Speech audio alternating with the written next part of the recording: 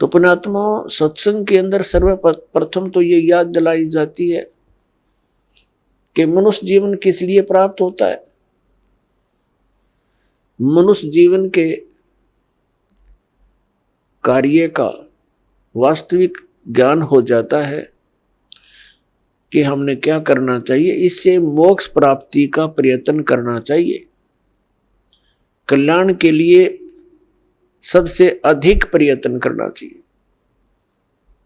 तो उसके बाद आवश्यकता पड़ती है कि गुरु पूरा हो। तो गुरु पूरे से फिर आपका काम चलेगा। इसमें मुख्य ये दो कड़ी होती है। प्रथम, पूर्ण संत की प्राप्ति होने पर ही आपको सत्संग प्राप्त होगा, और सत्संग से ये ज्ञान होगा कि मनुष्य जीवन किस लिए मिला था। तो फिर आपका कल्याण बहुत आसानी से हो जाएगा। तो पुण्यात्मा, जो संपूर्ण ज्ञान है, संपूर्ण अध्यात्म ज्ञान है, ये पूर्ण संत ही बता सकता है। अब जैसे परमात्मा ने कहा है कि मानुष जन्म पाय कर नहीं रटे हरि नाम, जैसे कुआं जल बिना बनवाया क्या काम।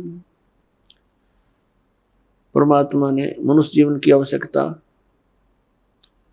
कितनी बताई है कि जो व्यक्ति, जो प्राणी मनुष्य जीवन प्राप्त करके परमात्मा का नाम जाप नहीं करता, उसकी भक्ति साधना नहीं करता, वो तो ऐसा है जैसा जल रहित कूप होता है, वेल विदाउट वाटर, बिना पानी का कुआं। उसका नाम कूप अवश्य है जिसमें जल नहीं, लेकिन गुण कूप के नहीं है।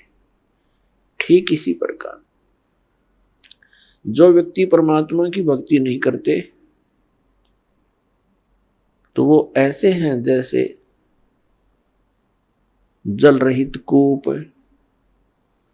उसका नाम मनुष्य अवश्य है, लेकिन गुण मनुष्य के नहीं हो सकते। उसके लिए सत्संग की आवश्यकता पड़ती है, और सत्संग के अंदर ये याद दिलाया जाता है कि परमात्मा की भक्ति किस लिए करें। परमात्मा की भक्ति इसलिए करें कि परमात्मा याद दिलाते हैं, साहेब से चितला ले रे मन गर्भ गुमानी। साहेब में भगवान से, परमात्मा से चितला, विशेष कसक बना भगवान की तरफ। अरे मन गर्भ गुमानी, हे अभिमानी मन, परमात्मा की तरफ लग जा। क्यों लग जा, किस लिए, क्या कारण है? ना लगने से क्या हानि है, लगने से क्या लाभ है? ना भी कमल में नीर जमा, तेरा दीना मैल बनाए। नीचे जठरा अग्नि जल थी, वहां तेरी करी सहाय।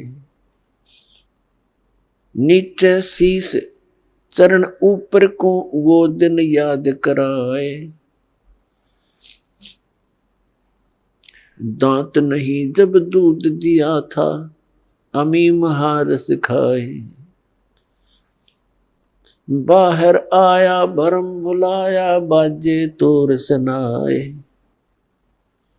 तू ही तो छोड़ दे, अब चला अधम किस राय। दाई आई घुटी प्याई, माता गोद खिलाए।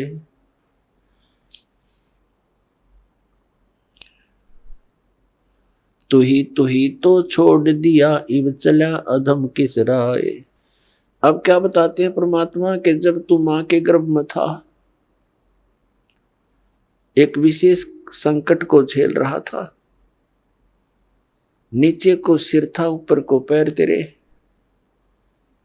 और जब आपत्ति आती है, ये प्राणी परमात्मा को याद अवश्य करता है मां के गर्भ में इस प्राणी को पूरी चेतना होती है कि मैं किस कारण से इस जेल में फंसा हूं। उस समय वो परमात्मा से अर्ज करता है, हे भगवान, एक बार मेरा संकट निवारण कर दे, मुझे बाहर निकाल दो, फिर आजीवन आपकी भक्ति करूंगा, 2 रोटी के लिए धंधा भी करूंगा, मालिक तेरी भूल नहीं करूंगा। उस समय उसको अपने पिछले जन्म जन्मांतर की फिल्में देखने को मिलती हैं अपने ही अंतःकरण में, क्योंकि हमारे अंतःकरण के अंदर परमात्मा ने एक ऐसा सिस्टम कर रखा है कि जो भी क्रिया काम कर्म हम करते हैं और जो भी अच्छी मंदी सोच हम अपने हृदय में बनाते हैं, वो सब रिकॉर्ड हो जाती है। जब तक जीव मोक्ष प्राप्त नहीं करता तब तक उसके अंतःकरण में उसके सर्व कर्म अंदर फीड रहते हैं। और जब ये प्राणी संसार छोड़कर जाता है, धर्मराज के पास जाते ही उसकी वो किए हुए कर्मों की फिल्म ऑन हो जाती है। वहां इसको ये बताने की आवश्यकता नहीं पड़ती, तने ये गलत करा रही हो, नाट जा, वहां नाटने की गुंजाइश नहीं रहती कि मैंने ऐसा नहीं किया। तो उस फिल्म को देखता हुआ वो प्राणी अपने पिछले मनुष्य जीवन व्यर्थ किए हुए इसको बहुत याद आते हैं और बहुत रोता है, मैं कितना जालिम था, मुझे संतों ने चेताया भी, भक्ति करने लगा भी, छोड़ दिया, फिर उन्हीं मस्तियों में लगा रहा। परमात्मा की भक्ति ना करने से आज तक मैं भटक रहा हूं। तो उस समय परमात्मा याद दिलाते हैं कि जब तू मां के पेट में था, जब तो तू करा था, हे भगवान तू ही है सब कुछ, और आप एक बार मुझे इस मां की कैद से, पेट की कैद से बाहर निकाल दे, आपको कभी नहीं बोलूंगा। तो यहां परमात्मा कहते हैं बाहर आया और भरम बुलाया, अब चला अधम किस राह, ए नालायक, अब कौन सा रास्ता अपना लिया तूने। क्या बताते हैं कि 12 वर्ष खेलते बीते, लीना ब्याह करवा, पहले बचपन में ब्याह हो जाते थे, उस समय की वाणी है ये। 12 वर्ष खेलते बीते, लीना ब्याह करवा, और तरुणी नारी से बना गरबारी, अब चला मूल गवा।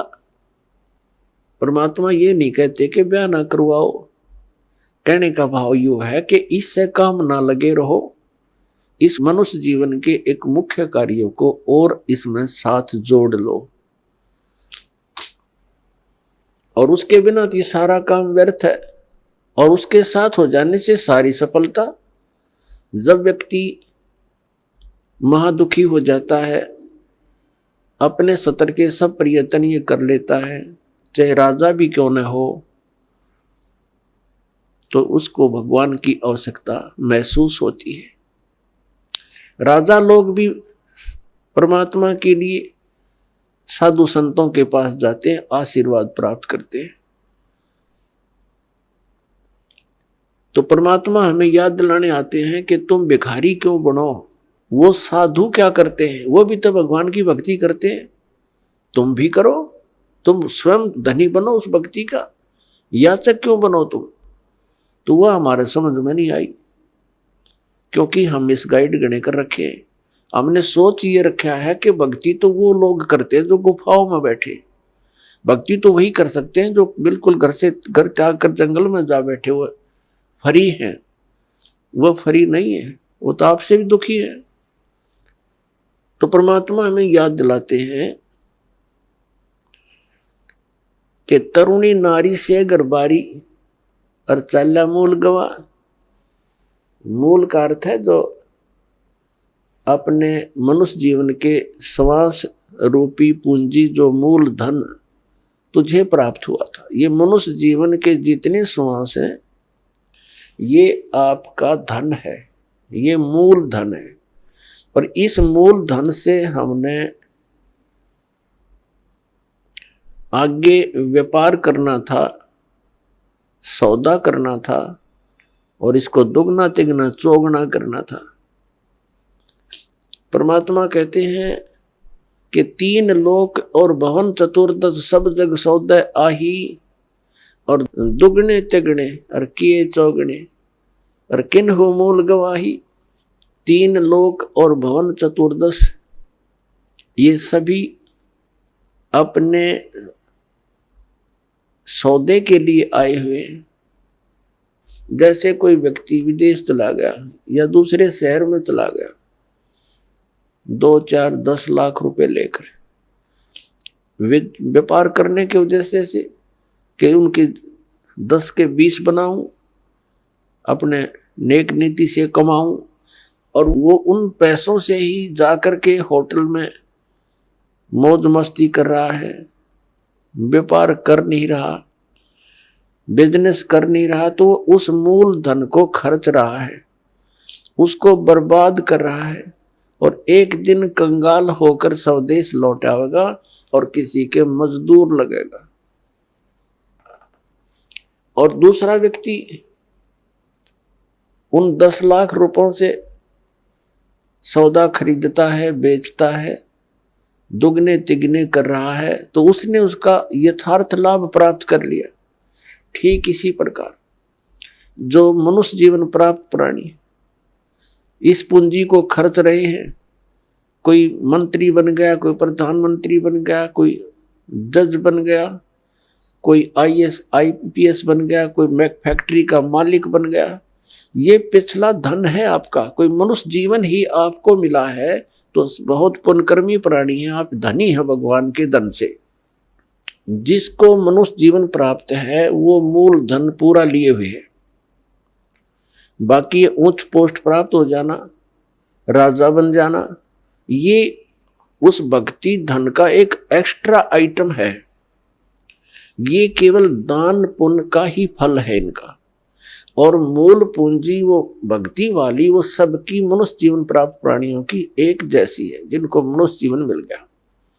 चाहे वो रिक्शा चलाता है, चाहे मजदूर है, चाहे सेठ है, और चाहे मंत्री या प्रधानमंत्री है, कोई भी है। भक्ति धन आपका जो है नाम की कमाई वाला धन तो सबका समान है, और रहे पुण्यों का, उन पुण्यों से ये उच्च पोस्ट मिल जाती है। तो कहने का भाव ये है दास का